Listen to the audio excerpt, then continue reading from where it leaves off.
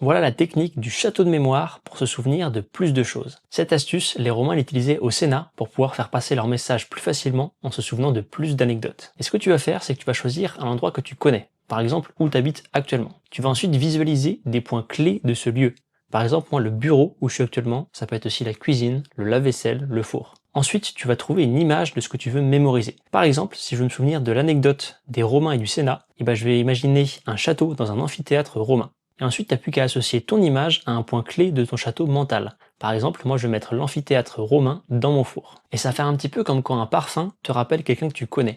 Sauf que là, tu vas le faire intentionnellement. Le but avec cette technique, c'est pas de tout mémoriser, parce qu'on oublie tous un tas de choses.